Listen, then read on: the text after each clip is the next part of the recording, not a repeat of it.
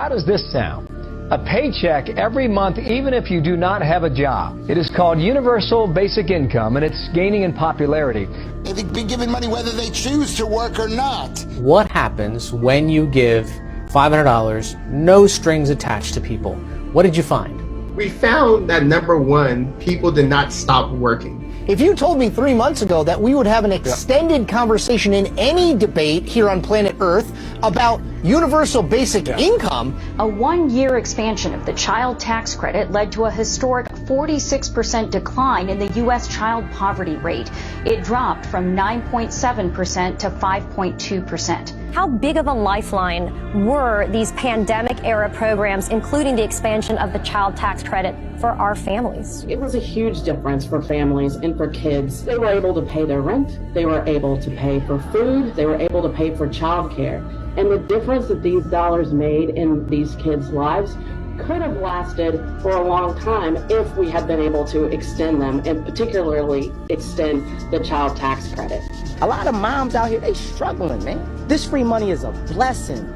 The answer is it does cause inflation. That's what causes inflation, when you spend money you don't have to give to people who don't deserve it. What happened to our work ethic in this country? And I think you're right. You know, it was exacerbated with the COVID lockdown. People got comfortable sitting at home, working from home, wanting to get paid more and do less work. It's so incredible that I have to offer this amendment. It almost sounds like the domain of science fiction, that the federal government would put a kill switch in vehicles that would be the judge, the jury, and the executioner on such a fundamental right as the right to travel freely.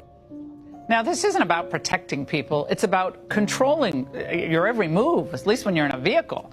And it's something that the left and the federal government want you to kind of get used to.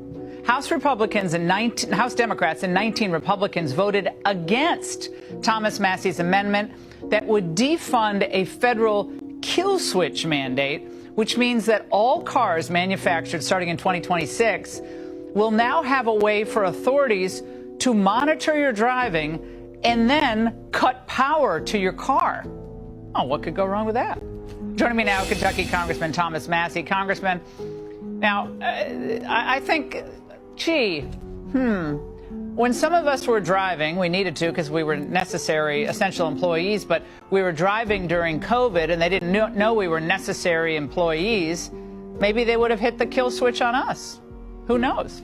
Yeah. You know, people said I'm a conspiracy theorist for saying this is in the legislation, but I actually had to read the Democrats, the bill that they passed 2 years ago. They passed this in 2021 as part of a 1,039-page bill to require that your car can monitor your driving performance. And if it thinks you're not driving well, it can disable your vehicle.